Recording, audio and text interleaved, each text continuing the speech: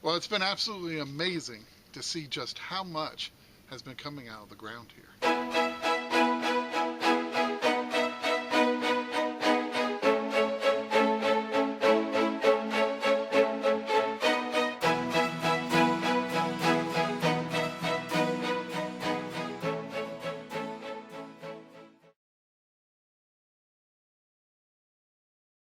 Well, welcome to Finding America, and it's really nice to see you here.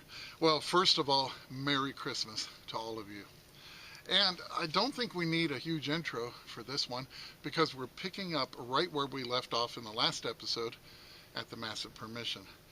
Well, a ton of things have been coming out of the ground here for Chris and myself, and this episode was no exception. This episode is full of even more great things that have been coming out of here. Well, I hope you really enjoy watching this one, and I really hope you enjoy our annual Christmas-themed Finding America episode.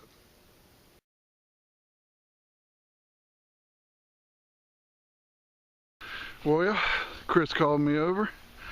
He's using the Equinox 800, by the way, and he said he got something interesting. I think it's the bottom to an old flashlight, but I can't make out. It doesn't say ever ready or anything. Yeah. That's a cool looking yeah, it is. starburst pattern on there. It does look threaded. Yeah. And it looks like it's something light, maybe. Pretty cool. I like it. Well, if it is old flashlight, it kind of looks 30s, 40s. Yeah. So I'll get it cleaned up. I can make out a K on it. I think I have a couple old flashlights that could use a bottom like that. Dug up. Well, pretty cool. We'll get it cleaned up and get you a better look at it, but that's a nice piece. That must have rang out nice. It did. I was getting nothing. All of a sudden it was a solid 30. Yeah, that'll work. 4 inches.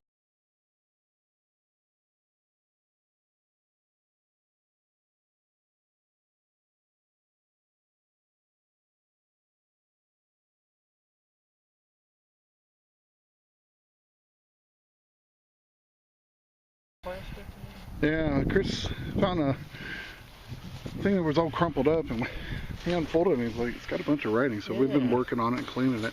But It's still a little tough, but yeah, I recognize this piece. I've dug these before.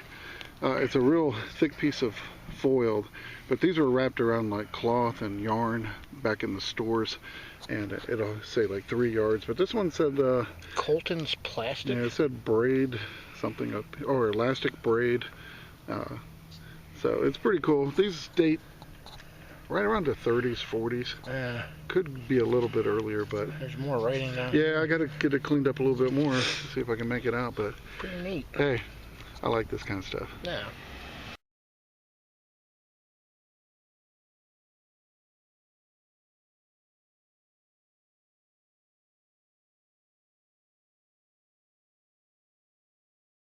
So I got a decent little signal here. It's gonna be a 32 dug down, and yeah, I got a nice old reed plate, and that's probably going to be from a pump organ that was in someone's house in their parlor.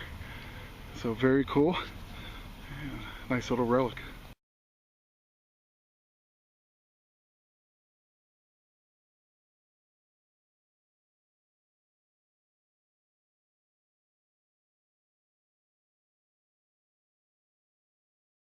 Well, this one's giving me a 62, about 4 inches down.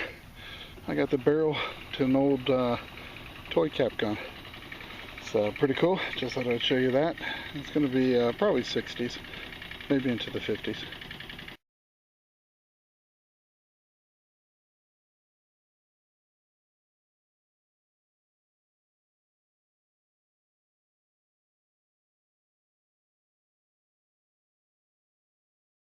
Well, Chris called me over, and which he's been doing a lot of today. Said he got a penny. Yeah, I thought it was going to be an Indian. Right. The way it was ringing up. But unfortunately, he was off by, I don't know, 40 years. Yeah. No big deal.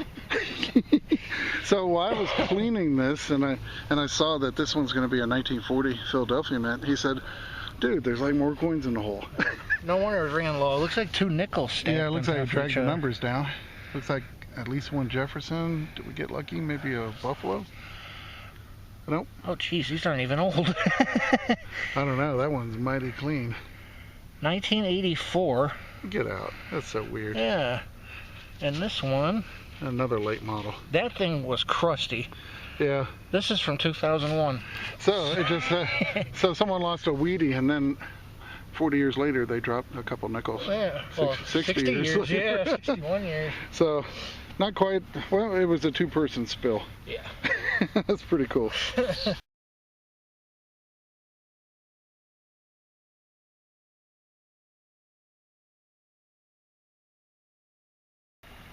Well, I'm just going nice and slow and taking every little signal I can separate. And this one was giving me a 27, sometimes a 32. I dug down, it came out of this little clod of dirt. Yeah, it's pretty cool. Another spoon handle. We've been finding lots of utensils out here, and they're all pretty darn old. I'll get that one cleaned up later, and yeah, let's see what else I can get out here.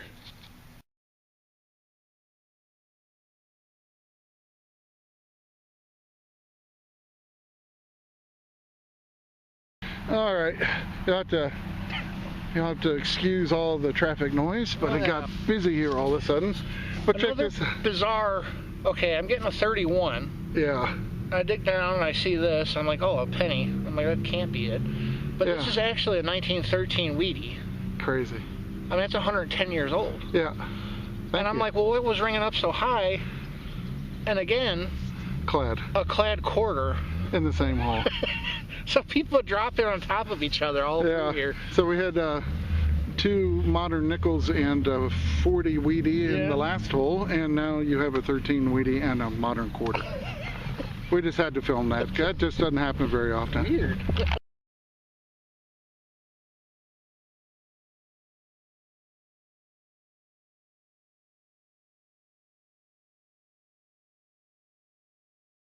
Well, Chris called over to me. I was about 20 feet away digging a hole, and he's like, I got something weird. He says, looks like a bent spoon. And as I was looking at it, that's when I realized that I believe this is an old letter opener. I think so. That someone had bent over, and they probably wanted to be able to hold it like this and then go through the envelope. But as we're looking at it, he said there's a design, and I'm like, actually there's words. And I said it might be a souvenir letter opener. So we're gonna let him brush it off. You have a... I got some Wawa. Alright. Let me see if I can get it out of here. Yeah, because I think this is gonna be pretty darn cool. If I can get down here on the ground too. I'm gonna soak it pretty good. Oh, yeah. Look at that. Spring Bag, Indiana? I don't know. I think it's some kind of a souvenir letter opener. Very old. Maybe 1800s, early 1900s. Oh my gosh, it's loaded, isn't it? It's ton. Benner's Shopping Bag, Indianapolis, Indiana, formerly at St. Paul. What does it say? Shopping bag? Shopping bag. That's weird. Wow. Maybe it was something, I don't know. I wonder what's on the other side. Yeah, look at that. Indianapolis, Indiana, formerly as St. Paul. So it is an advertising piece. Oh yeah, I'll get you in on this, guys. It's awesome. Banner's Shopping Bag. Maybe that was the name of a store, or was this some kind of a tool to hold a shopping bag? It looks a little dangerous. Yeah, and it's got more design down here. Look at this on the. It keeps going. It's got a look at that floral design. Yeah. I wonder what's on this part. I don't know, but it's awesome. That is cool. Wow, we have found some cool things today, man. This place is so amazing. And I keep telling them, I said, everywhere we go, there's still signals everywhere. I've walked over this 100 times. Yeah, and we just keep getting more signals. There's all the iron. You got to really kind of zone in. I love, and what's amazing, we haven't even taken our small coils off yet. I'm not going to until the signals run out, and then we're going to put the big coils and see what's there. But man, that's awesome. I just love that piece. So I'll get it cleaned up, get you all a better look at it. But what a day we've had. Oh yeah.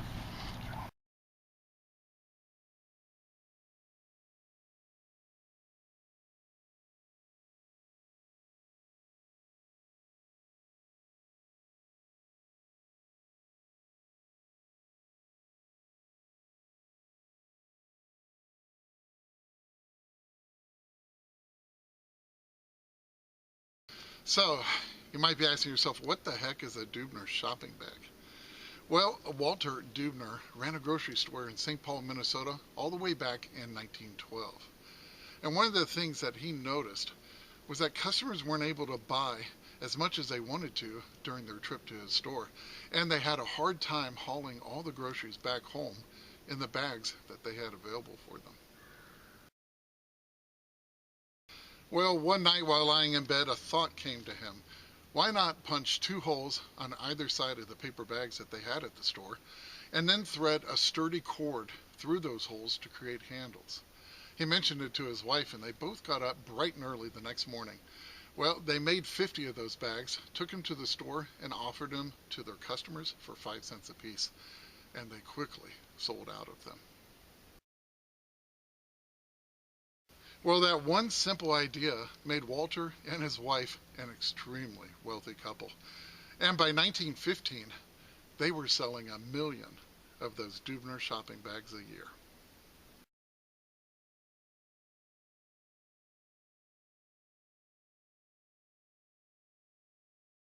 Well, this is kind of a cool find because this is part of something we don't usually find. It's giving me a nice high tone, about 5-6 inches deep. I popped it out and I'm like, ooh, check this out. Maybe it's a token or something, you know? And I flip it over and I see that.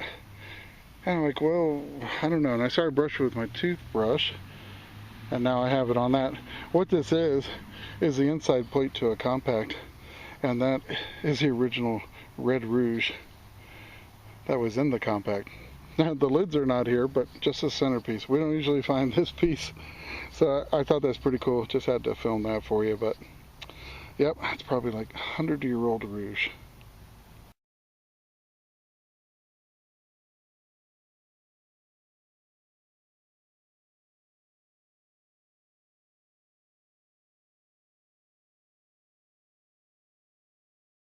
Well, this one was giving me a 39, and I dug down about 6 inches and popped it out, and it looks like I have a pretty old key right here. So I just grabbed the camera. I'll clean it off together. Yeah, this definitely looks like 30s. Ooh, it's got part of the original keychain stuck to it. But it's definitely, oh, look how fancy that is. Yep, that's going to take some work to get the rust off. But that is a very old key. You can see it a little better on this side. Wow. Yeah, that's pretty awesome. I definitely like that. So I'll give it a good soak in the apple cider vinegar, and we'll try to get the iron off of it and see what kind of key it was. Very cool.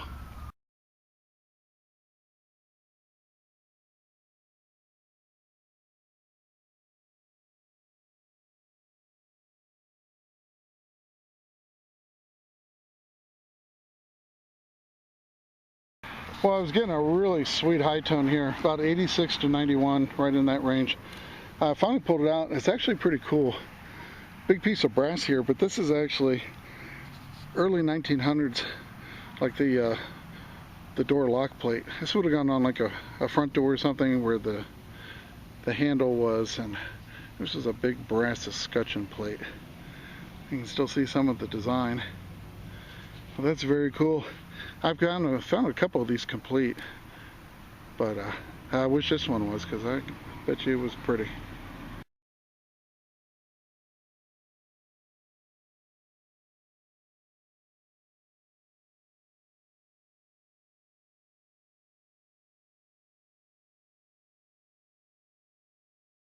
Well, now this one was definitely a surprise.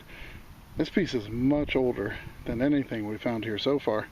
I was getting a 30 signal, just clearing stuff out, and I saw something bent, and I thought it was like a penny, but it was too thin. But check it out. I think I got a flat button, and that's pretty wild. Now, it could be Civil War era. A lot of soldiers had hand-me-down clothes and buttons, especially once the buttons got scarce. You seem to find some flat buttons here and there, but I'll see if there's a back mark on it. If it is, it's like 1810 to 1840. So pretty darn cool. Definitely was not expecting that, and nice little surprise.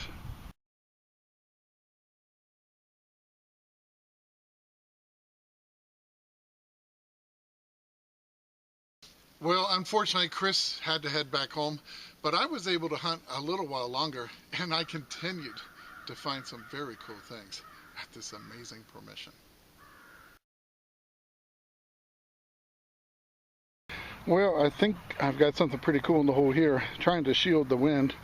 It's giving me like a 39 to 41. It was about 8 inches down, and I popped it out, and I was like, "Ooh, something interesting." I started wiping it off, and then I turned it over. Check it out.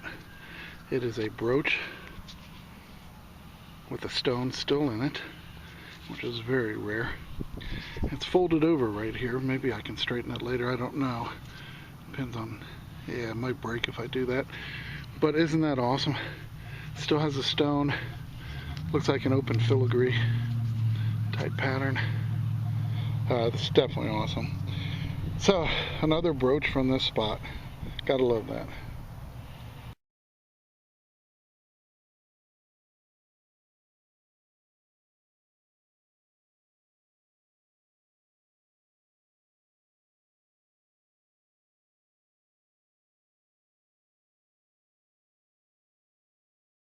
Well, hopefully the wind isn't too bad. It started kicking up pretty hard. Got a 45 here. A pretty cool signal right here. That is the top to an old talcum tin.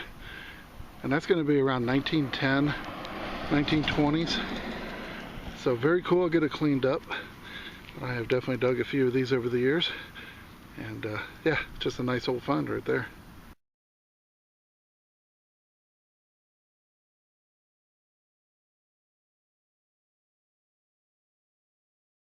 Well, this one was giving me a nice 69 to 70 signal, and you can see the imprint when it broke loose. And I've got a nice early weedy. This one's going to be a 1929 from the Philadelphia Mint. So very cool. I will definitely take that.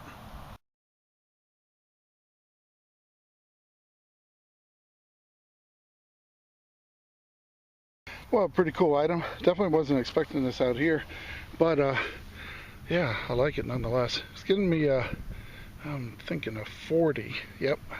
And it was about 6 inches down, and it is a very cool little piece. Little tiny hem weight. I would have sewn these into the bottom of the dresses, keep them from blowing up, curtains, all sorts of things, but very cool. Nice little lead hem weight, and it's going to be a turn of the last century. Yeah, not a bad little find.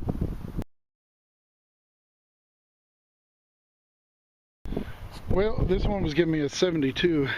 Dug down quite a ways, and I saw this, and I saw it was holed. And I don't know if it's some, it kind of looks like a Lincoln penny. I think I can see the bust here. I have no idea why they smushed it and holed it, but I'll try to clean it up later, see if I can get a date on it. Pretty cool find.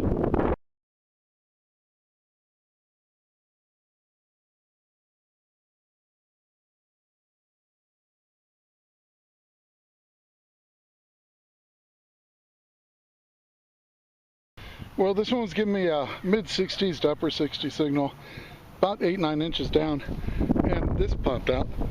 Now it's pretty fragile, and I believe this is part to an old compact, and it says Yardley, London. Get you in on it here. Now I think I've dug one of these up a long time ago, but it's pretty cool, and it's a pretty early 1900s compact, so I'll get it cleaned up. It's very fragile right now. Get you a better look at it, and hopefully I can find a non-dug example.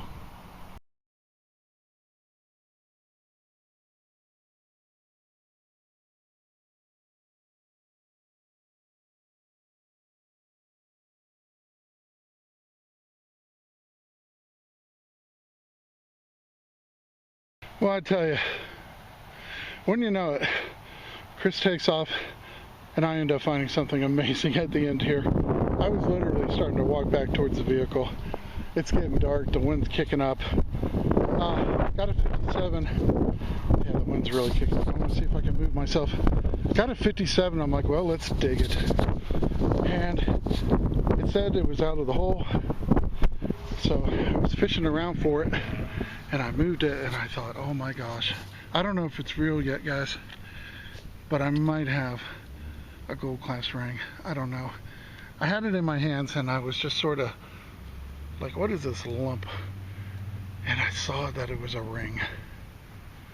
So we're gonna wipe it together and find out. Oh Lord, that is cool. I don't know if it's real gold or not. No, it is not real gold. Oh, that's okay.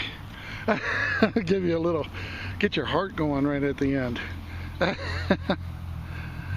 But I will say, it looks to be pretty old. Oh, that one got me going. Well, that's an awesome looking ring though. It really is. Look at the design on it. I think it has a stone. Well, it does have a stone, but I think it might be tiger's eye. Appears to be gold plated. Oh, well, I'm glad Chris didn't miss finding a gold ring. But I will definitely take that. I'm going to clean it up. But hey, not bad.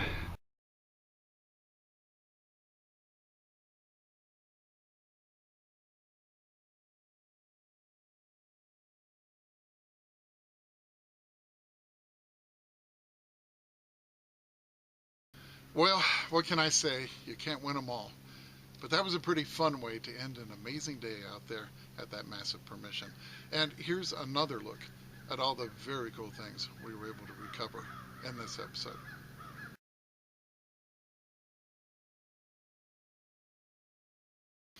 Well, I really hope you enjoyed this year's Christmas themed Finding America episode.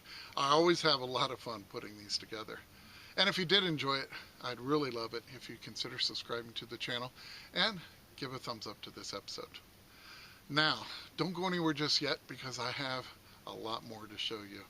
And it's coming up in just a few seconds. And remember, it's history that makes a find a treasure. And I can't wait to see you back here next week on Finding America. And a very Merry Christmas to you all.